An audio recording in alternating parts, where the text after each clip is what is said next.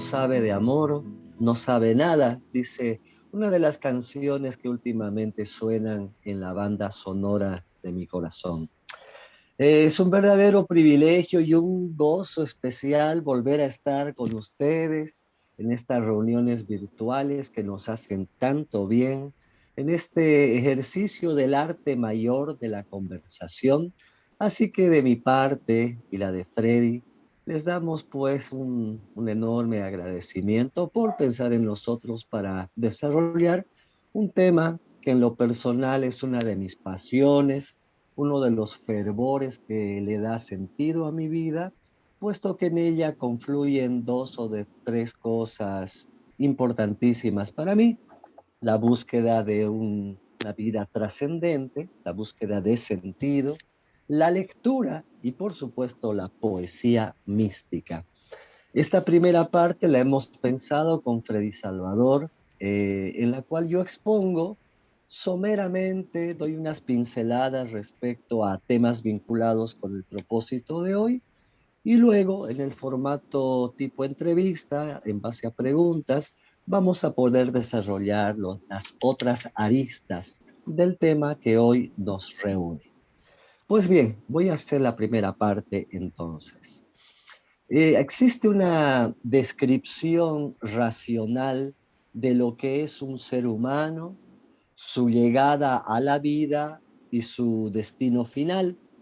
En esta descripción, en esa narrativa bastante consensuada, el universo es producto de una singularidad. La aparición de vida en el planeta Tierra, en esta Pachamama bendita, es el producto de fortuitos accidentes de, de cargas químicas, eléctricas, es decir, es una ruleta rusa en la cual casi accidentalmente estamos nosotros. Es simpática, tiene su cierta épica y cierto romanticismo, pero también existe otra narrativa, aquella en la cual el universo que vemos, que nos consta, el que podemos tocar, es el producto ulterior, posterior, de un proceso energético espiritual. En esta segunda versión de las cosas, el universo tiene un propósito. Y mejor, aterrizado, la vida tiene un propósito, tu vida y la mía. Creo que gran parte de la terrible soledad, la angustia, la desazón y la incertidumbre en la que vivimos inmersos los seres humanos de nuestra época es porque quizás hemos descuidado algunos hábitos altamente saludables. Amar, por ejemplo. Pero bueno, no nos vamos a poner exquisitos al principio. El hábito de sentirse parte de algo, ¿no? Creo que debe tener un sentido profundo el hecho de que los seres humanos actuales nos sintamos escindidos, separados del otro, de los otros y de todo. Debe ser parte del proceso largo de la experiencia humana. Lo concreto es que esa ruta nos ha llevado pues al estado del mundo en el que estamos. Y no me refiero a nada apocalíptico o catastrófico. Lejos estoy de tener esas visiones de la vida. Pero simplemente usted agarra un periódico, un noticiero y se da cuenta de cómo estamos. Quizás por descuido de algunos hábitos, el hábito de frecuentarse a sí mismo, de ingresar en el recinto más sagrado, en esa posibilidad de la cual nos dan cuenta las tradiciones espirituales de Oriente y de Occidente, los caminos espirituales de los pueblos indígenas de América, desde los mapuches hasta los sioux. A mí me consta la cosmovisión aymara y quechua, que son minorías que existen en mi país, y sobre todo una que recientemente me resuena mucho en el pecho, en el alma, la cosmovisión guaraní. Todos ellos nos hablan, nos insisten una y otra vez en que somos el producto de una conciencia superior. algunos le llaman Dios, otros energía. En el mundo intelectual filosófico se habla de la búsqueda de lo absoluto. Pues bien, las tradiciones universales nos dan cuenta de esta posibilidad, que es salirse de la vida chiquitita, de esa vida pigmea, esa vida predecible, esa coreografía a la que nos impulsa el mundo, esa vida de obtener más reconocimientos, de tener la razón, esa vida de acumular objetos, esa vida de huirle a la muerte como si fuese la derrota más terrible, hacer de la propia vida un acto consciente, un milagro, digamos, evidente. La puerta es el silencio exterior y el silencio interior, como ya lo veremos. Lo importante es lo siguiente. Muchos creen que esa posibilidad de trascendencia, de mirar a Dios cara a cara, de encontrarse con los ojos de Dios o el misterio o el infinito, la eternidad, el absoluto, como quiera llamarse, es apenas un cuento de hadas, ¿no? Una suerte de delirio de algunos ebrios espirituales, que es una manera de llamar a esta vocación. Eh, entonces, ¿qué pasa cuando uno pone su vida por vocación o destino al servicio de encontrar, quién sabe, esa posibilidad? ¿Qué pasa cuando el llamado es tan imperioso que no le queda otra a uno que acatar dócilmente el poderoso llamado de su vocación de sentido, de su vocación de trascendencia, de su vocación de libertad? Pues entonces empieza un compromiso cotidiano con esa búsqueda. La poesía mística, y todo lo que dije anteriormente es precisamente el andamiaje que explica que esa descripción tanto de la sed de plenitud como de la aparentemente accesible, trabajosamente, pero accesible posibilidad de la comunión con la vida, de dejar de sentirse y percibirse como un niño de la calle abandonado de todo y encontrar en uno fuente, incendio, fervor de plenilunios en la propia alma. Entonces la poesía mística intenta registrar de manera lo más cercana y verdadera posible ese misterio que está más allá de la razón, más allá del lenguaje inclusive. Donde fracasa el lenguaje, empieza el silencio. Y de lo que vamos a hablar pertenece al territorio del silencio. Es algo que solo se puede vivenciar de primera mano. Sin embargo, repito, los poetas de Oriente y Occidente, pienso en Rumi, por ejemplo, pienso en San Juan de la Cruz, por citar ejemplos arquetípicos, son voceros de que esa posibilidad es real y realizable por vos, por mí, por cualquiera que tenga el llamado, el ímpetu, el compromiso.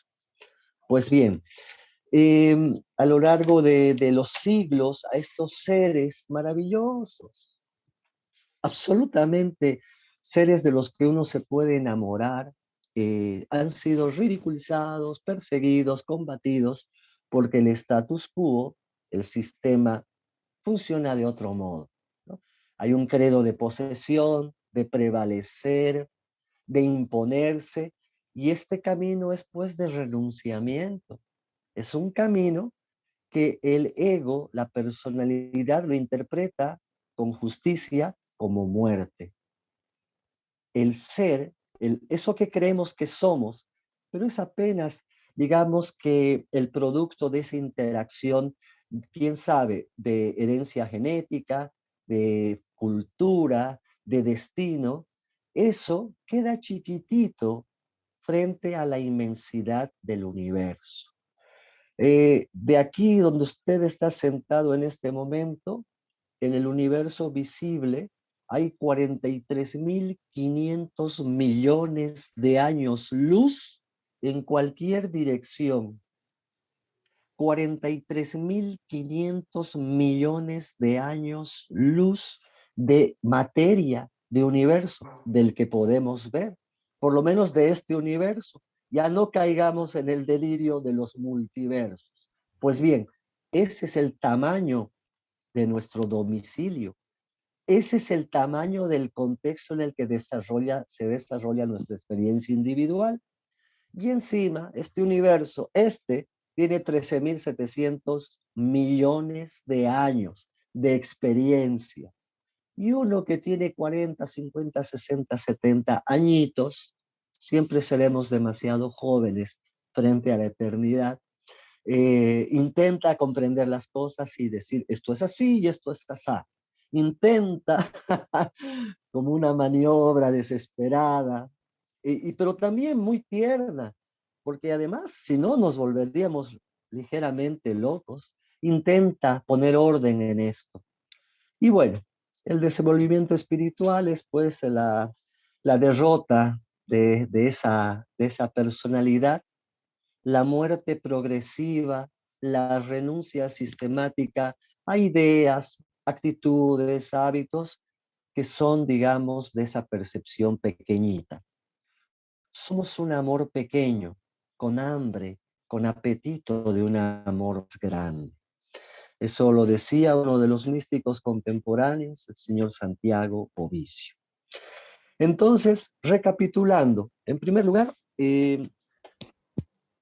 existe aparentemente una posibilidad trascendente, aún aquí y ahora, en medio del ruido de las ciudades, en medio del miedo que viene con barbijos y otro tipo de pandemias, en medio de cualquier situación. Me llevo a Mandela en su cárcel física. Nunca un hombre fue tan libre en una cárcel, por el ámbito interior, por ese empezar a frecuentar el ámbito interno, en la búsqueda socrática, bueno, incluso anterior, oráculo de Delfos, conócete a ti mismo. Y en ese intento es que se inscribe esta tradición maravillosa, universal, repito. Me parece oportuno insistir, puesto que no es una moda, digamos, de una vanguardia poética del siglo XIX o de nuestro siglo. Esta es una tradición.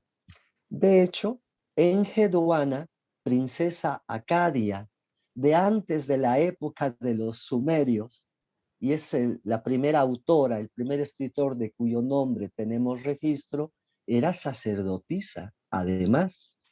Es más, podríamos suponer que la literatura, la poesía, comienza más como un acto espiritual, himnos y cantos ante lo absoluto, ante el misterio, con los respectivos nombres locales, y una búsqueda de trascendencia. Pues bien, yo quiero finalizar este primer esbozo, disculpen el fervor y disculpen, quién sabe, el caos. Así trabaja, así trabaja la mente de un poeta. Quiero terminar con la constatación tangible de lo que les he comentado. Tengo acá un libro maravilloso que es poesía religiosa, así lo llaman ellos. Creo que, por ejemplo, perder tiempo en decir espiritual o religiosa sería, digamos, una hermosa gratificación para el ego, ¿no? Para el intelectual. En este momento vamos a suspender algunas prácticas de esa imperiosa necesidad de que todo tenga la etiqueta adecuada. A la mente le encanta hacer eso y es maravilloso. Pero hoy nos vamos a dar el permiso de volar un poco. Ustedes y yo, sabiéndolo o no, somos peregrinos del absoluto. Y dice entonces, mi primera invitada es Santa Teresa de Jesús. Eh, el ámbito de la poesía mística, habrá que decirlo, aunque no sea necesario, no tiene que ver con género, ni edad, ni nacionalidad. parece un patrimonio legítimo de cualquier ser humano. En este caso, de esta maravillosa mujer. Y voy a leer uno muy breve, el número 9, que dice, nada te turbe. Nada te turbe, nada te espante, todo se pasa. Dios no se muda. La paciencia todo lo alcanza. Quien a Dios tiene, nada le falta. Solo Dios basta. Bellísimo, breve, contundente, de hace 4 siglos y fracción.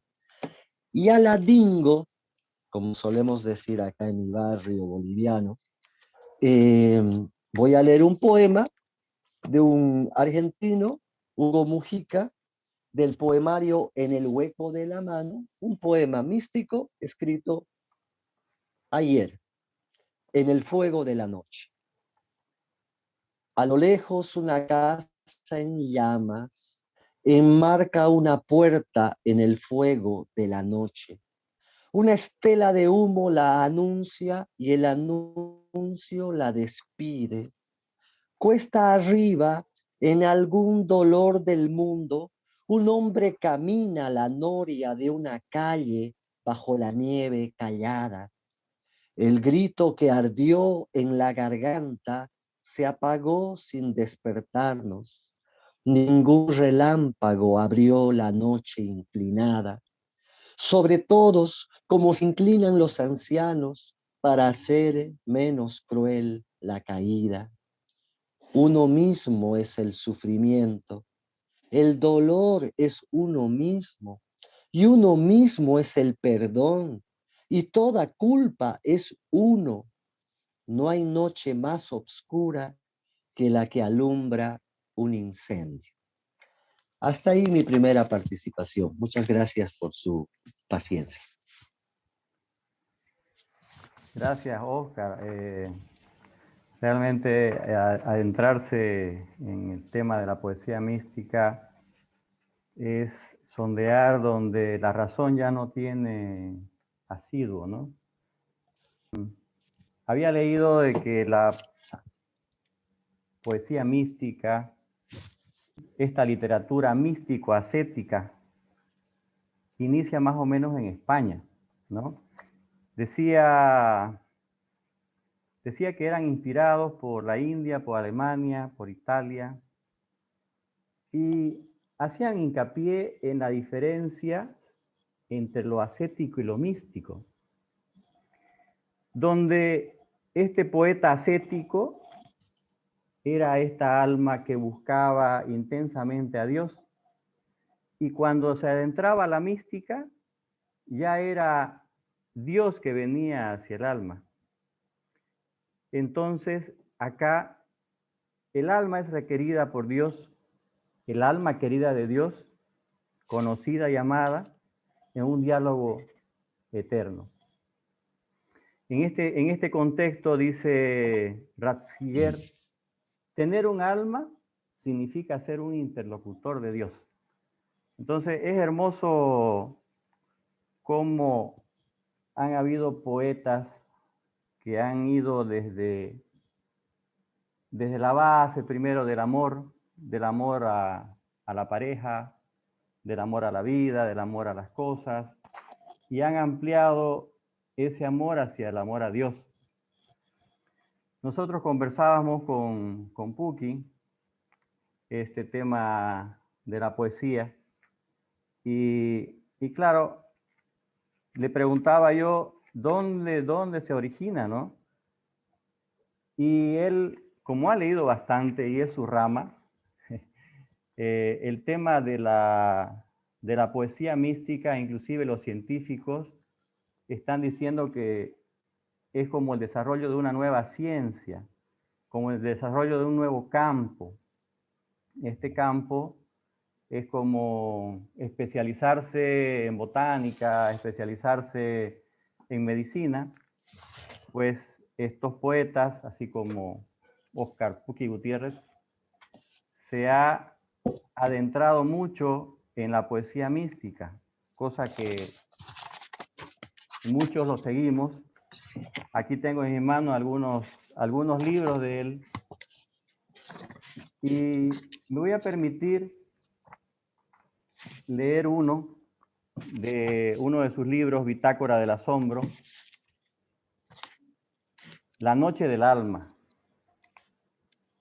Ojeroso, temblando, tieso de saudade, él cierra los ojos vanamente, invoca el nombre secreto del Padre de todos los dioses que en el mundo ha sido.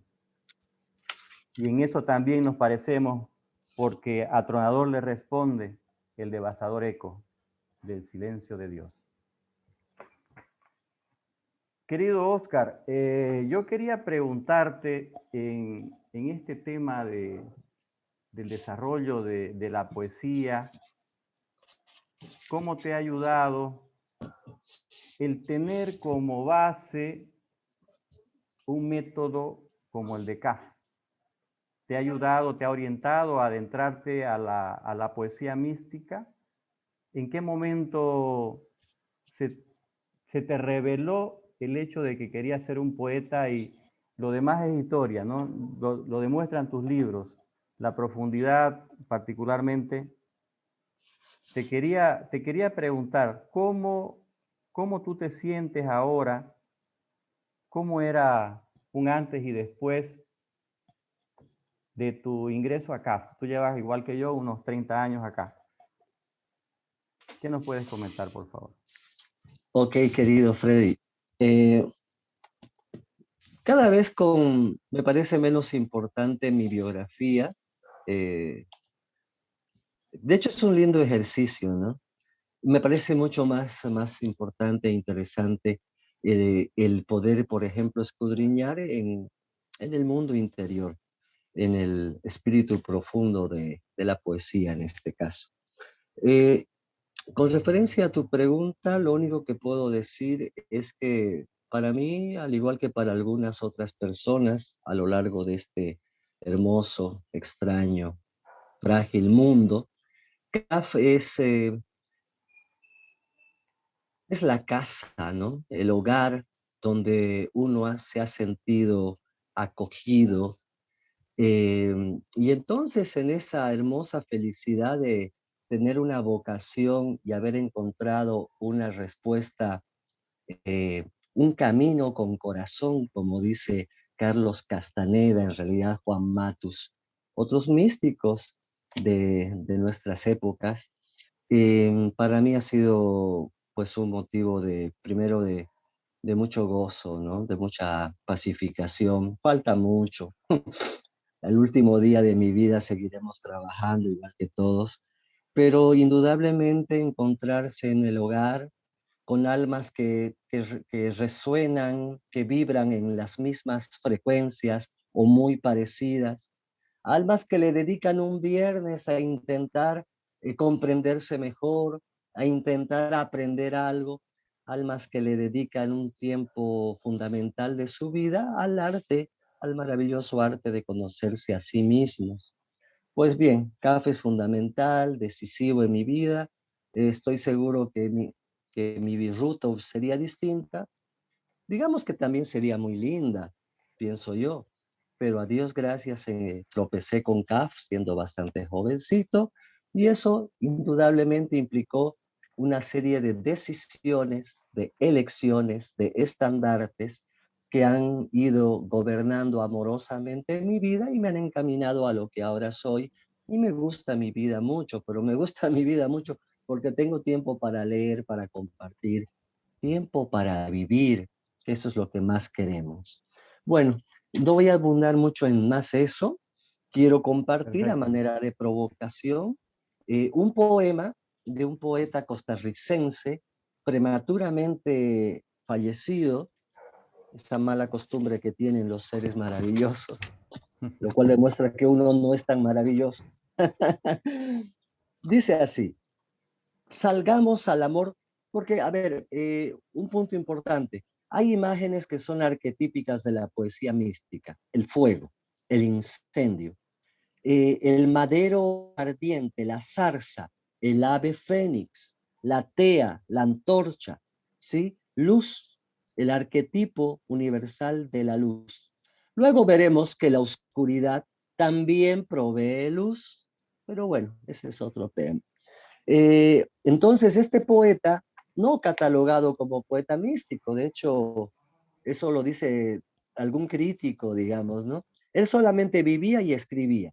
Y entonces, en su proyecto de vida, nos hace recuerdo de esta vocación ígnea, de esta vocación de fuego purificador, renovador, ah, de este descenso a los infiernos, por lo menos 3 días, para ver qué ocurre con el alma de uno en esos territorios inexplorados.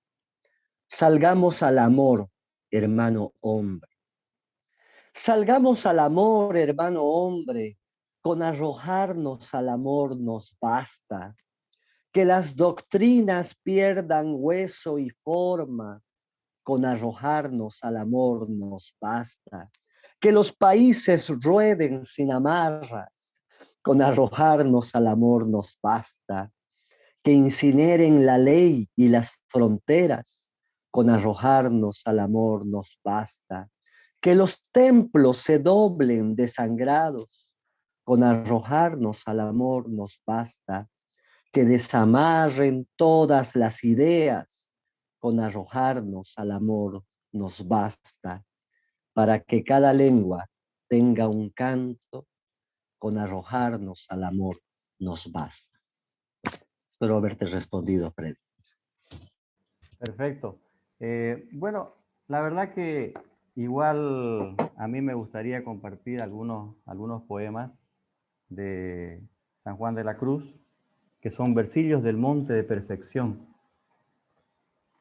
Dice así: para venir a gustarlo todo, no quieras tener gusto en nada. Para venir a saberlo todo, no quieras saber algo en nada. Para venir a poseerlo todo, no quieras poseer algo en nada. Para venir a hacerlo todo, no quieras hacer algo en nada. Para venir a lo que no gustas, has de ir por donde no gustas.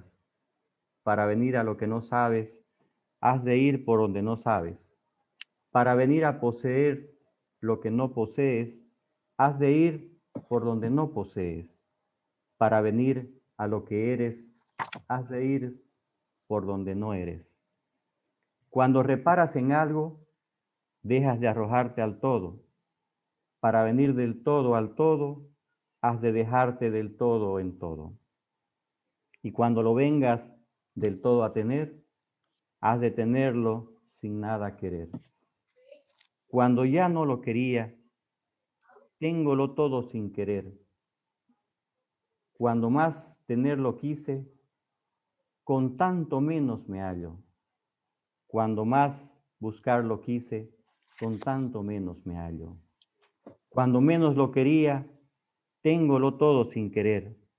Ya por aquí no hay camino, porque para el justo no hay ley, él para sí es ley. Luego, otra oración que me gusta mucho, porque yo tengo entendido también que la poesía mística también nace de estos místicos, ¿no? Indudablemente de sus pensamientos, de sus oraciones, ese contacto con lo divino a través de la palabra, de la fe, del amor, del desprendimiento, de la desaparición. Oh Señor, hazme un instrumento de tu paz.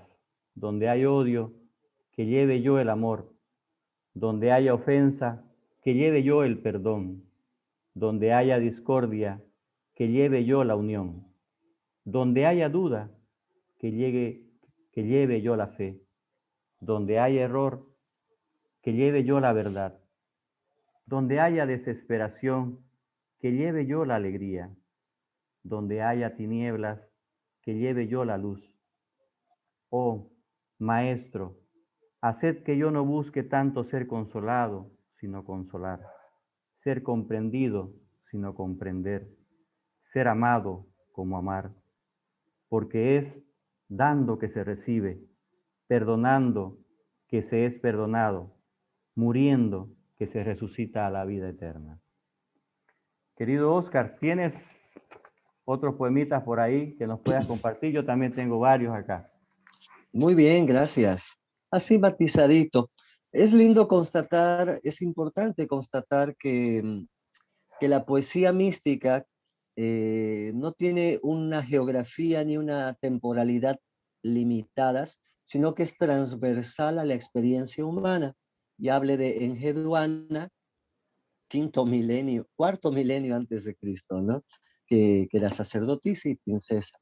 Eh, un brasileño vivo, que es extraordinario, es un deporte de intelectuales hablar mal de él, hablar mal de Arjona, hablar mal de la cumbia, hablar mal del fútbol, todas esas cosas que a los intelectuales pues les causan ruido. Pues me refiero a Paulo Coelho, ¿sí? Este libro, Manual del Guerrero de la Luz, es, es una belleza. Es un libro que hay una particularidad. Los libros así se pueden leer de manera oracular. Es decir, vos los abrís en una página aleatoria y tiene algo para decirte. Y bueno, en la 67 del Manual del Guerrero de la Luz, del vilipendiado Paulo Coelho, un maestro. A veces no escribe tan bien todo el tiempo, pero ¿quién escribe bien todo el tiempo? El guerrero sabe que ningún hombre es una isla. No puede luchar solo, sea cual fuere su plan, depende de otras personas. Necesita discutir su estrategia, pedir ayuda y, en los momentos de descanso, tener a alguien a quien contar historias de combate alrededor de la hoguera. Pero él no deja que la gente confunda su camaradería con inseguridad. Él es transparente en sus acciones, secreto en sus planes. Un guerrero de la luz baila con sus compañeros, pero no transfiere a nadie la responsabilidad de sus pasos. Bueno, el hay. Eh, también me quiero referir a que hay películas donde indudablemente hay una línea mágica, mística, espiritual, ¿no? El arquetipo siempre está incorporado. El héroe cuyos padres son desconocidos y que tiene que volver, como Ulises a Ítaca, ¿no? Ese retorno, ¿no es acaso imagen de nuestro propio viaje y retorno a la matriz, a la vida, a la divina madre, a Dios? ¿No es eso lo que Frodo y la comunidad del anillo realizan, lleva haciendo ese periplo de diferentes elfos, enanos, humanos, yendo juntos como tres reinos, tres categorías de la vida, unificados para cumplir un propósito? ¿No es acaso, entre cosas modernísimas y bellas, Avengers, estas eh, constelaciones de héroes? ¿No es acaso también un llamado a un trabajo en equipo, a una colaboración donde el individuo no es tan importante y sí la comunidad? Bueno, siempre se puede encontrar vetas así. El último libro que quiero mostrar como constatación de que esto no es nuevo y tampoco va a acabarse nunca es el I Ching, también llamado el libro de las transformaciones o de los cambios. Este es un libro milenario y, como lo dicen los chinos, debe ser verdad. Es milenario, no es metáfora. Y bueno, es el libro de las permutaciones, del cambio permanente. Es un libro juego. Y ese es el último punto al que quizás me voy a referir en esta intervención. Hay también un carácter lúdico, de travesura sagrada, en el espíritu de la poesía mística. Por eso, no en balde, estoy acá en este cuarto de juguetes, porque qué mejor lugar para hablar de lo trascendente, qué mejor lugar para hablar de Dios que el cuarto de juguetes de un niño de 11 años. ¿sí? Existe la posibilidad gozosa, de eso se trata en el fondo. La poesía mística es el testimonio escrito de algo que no se puede transmitir con palabras. Es intentar atrapar con el lenguaje lo que es inalcanzable, inaprensible, lo inefable. Donde fracasa el lenguaje aparece el misterio. Bueno, pues bien, dentro de esa posibilidad expresiva, esa necesidad de contarle a los otros y a uno mismo la vivencia extática, de arrebato, de arrobamiento súbito ante el vuelo de un ave, ojalá un colibrí, esa cosa imposible que es un colibrí.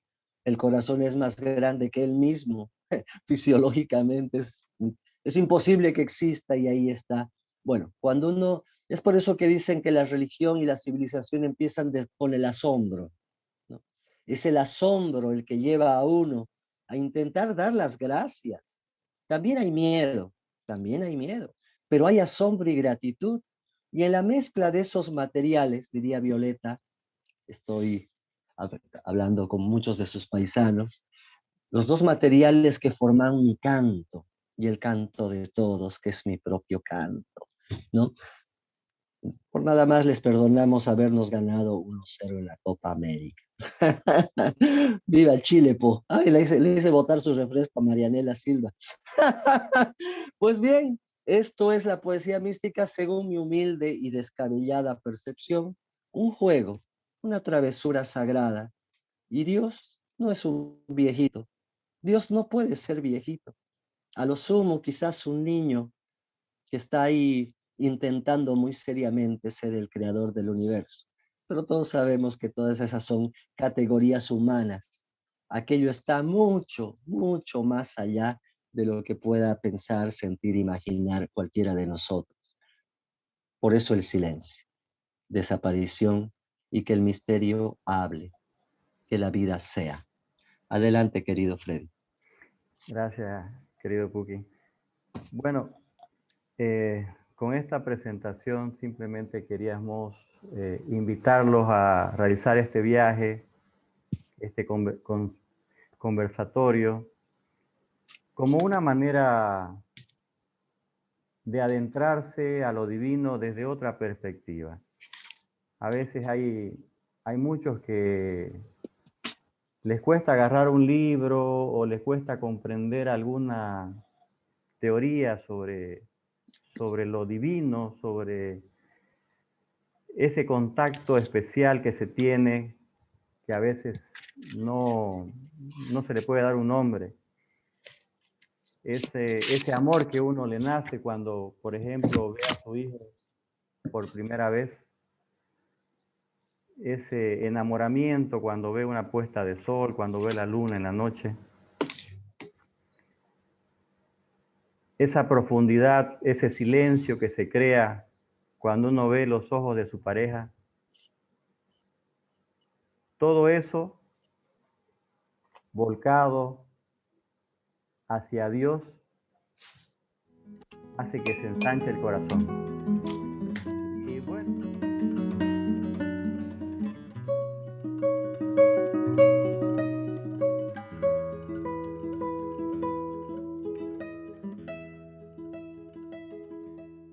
los testimonios tangibles como ruinas, etcétera, básicamente son de templos inicialmente.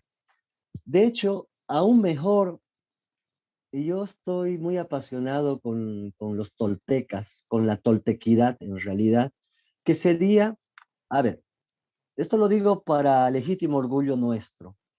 En el planeta, por lo menos en la historia del planeta que nos han contado, han existido 6 civilizaciones de origen autónomo, ¿sí? China, Egipto, 2 más en otros continentes y 2 en América. El Anáhuac o Mesoamérica y el Tahuantinsuyo, la zona andina amazónica en Sudamérica. Y todas lograron pasar de cazadores-recolectores a construir civilizaciones con, qué sé yo, palacios que tienen toda una infraestructura, palacios o templos que tienen infraestructura hidráulica perfecta como en Machu Picchu. Es decir, 6 civilizaciones de origen autónomo, todos tienen un cereal, arroz, trigo, maíz en nuestro caso. Somos hijos de un cereal, pero además una filosofía.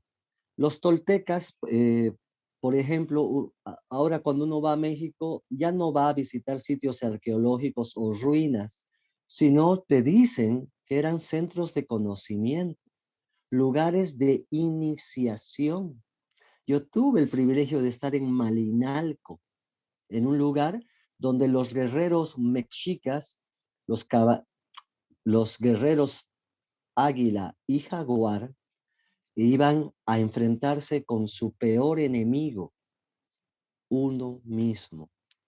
Entonces, quizás lo primero que surgió fue el asombro.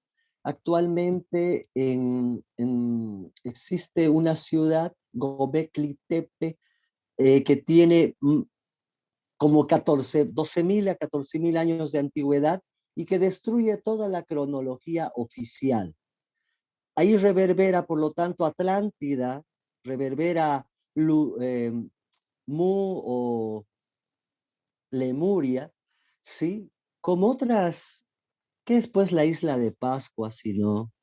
¿Qué es la pirámide de Keops o Tiwanaku más cerca, o Samaipata acá cerca de esta región? Resumiendo, aparentemente la primera gran búsqueda del ser humano, una vez que aprendió a protegerse de los elementos, fue encontrarle sentido al asombro y al miedo que sentía.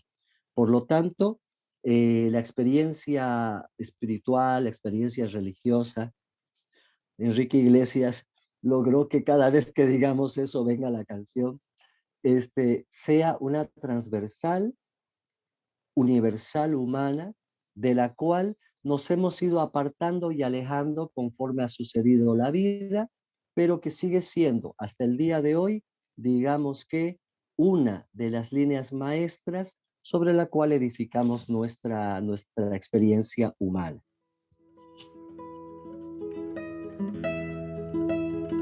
Muchas gracias.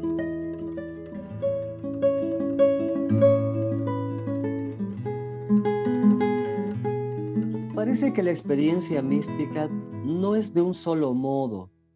Parece, por ejemplo, en la época medieval, el éxtasis místico incluía episodios de levitación, de verdad, uno lee la vida de los santos, aparición de estigmas, por ejemplo, bilocación, que es estar en dos lugares al mismo tiempo.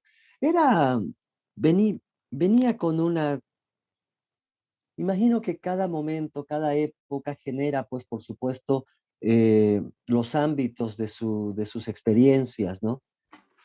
Entonces, si bien es posible, lo han vivido algunos, vivir una experiencia unificadora y unificante, devastadora, eh, un súbito rapto de, de amor, también, y creo en esta más porque espero yo no equivocarme al decir que es la experiencia que yo estoy desarrollando, es paulatina, es un proceso día a día, ¿sí? En el que, qué sé yo, anoche, por ejemplo, ante cualquier cosa, un miedito, una incertidumbre, o lo primero que se me vino fue Divina Madre.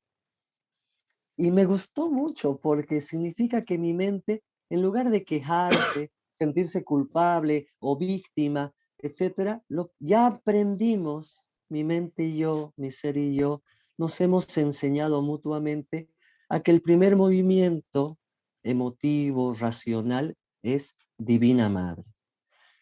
No me ha ocurrido un súbito arrebato, una llamarada mística, eh, pero hoy estoy más cerca de la vida que hace 10 años, que hace 5 meses, y quizás la ascética mística que propone CAF es un proceso adecuado a nuestros tiempos. Le quito el quizás. Es la vivencia espiritual que el señor Santiago Bovicio, receptor de esta sabiduría de los grandes maestros de la vida, de la madre en vida, viene y traduce para nosotros y nos ofrece un método de vida. Pues bien, respondiendo a tu pregunta, visión mística y poesía mística evidentemente pueden tener un mismo origen. La poesía será la habilidad de alguien de poder traducir pobremente con el lenguaje de todos los días algo que es absolutamente extraordinario. Pues bien, creo que dar el testimonio amoroso del abrazo de una abuela, ¿sí? Del nacimiento de un nuevo cactus en tu jardín, ¿sí? De la recuperación de salud de un desconocido, pero que el texto de su prima, a quien sí conoces, te conmovió. Pues bien, creo que la mística se encuentra en lo cotidiano.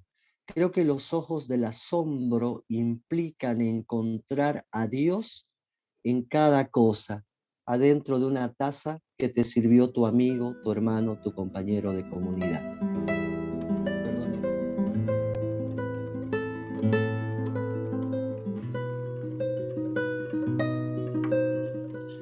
Rumi es mi más reciente descubrimiento.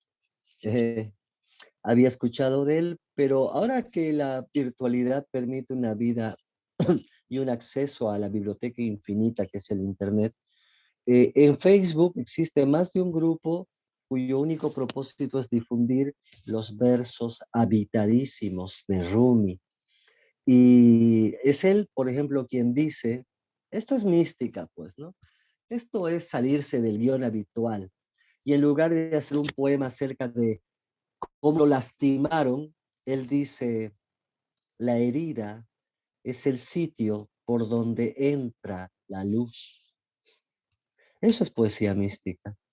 Todos los demás escribiríamos acerca de la torpeza, del otro que nos lastimó, de la mujer que nos la hizo, del hombre que no sé qué, y el místico con dolor, pero sin sufrimiento, dice, la herida es el lugar por donde entra la luz. Bueno, a Rumi, R-U-M-I, lo recomiendo, soy fan. Hay mucho material, escribió innumerables libros. Él nació en el Líbano, el 1100, va a cumplir un milenio de existencia. Una poesía extraordinaria, delicada y absolutamente decidora. Rumi, R-U-M-I. Justamente yo tenía una frasecita de Rumi, dice, cuando estemos muertos, no busquen nuestra tumba en la tierra, pues has de encontrarla en el corazón de los hombres. Pucha, es, es una expresión de lo cotidiano con una profunda delicadeza.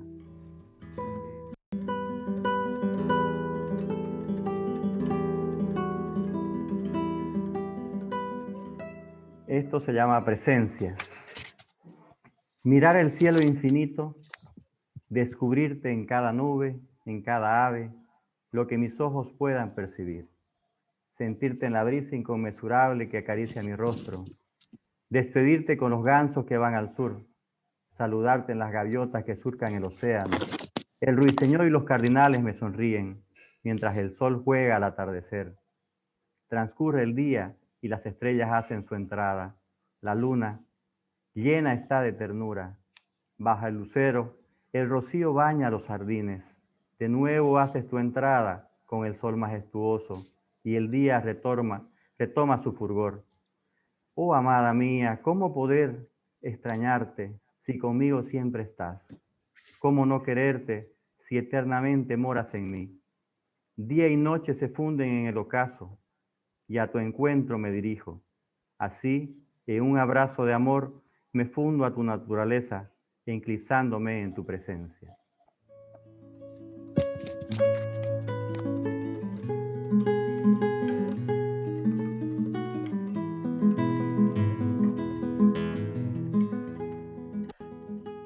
Claro.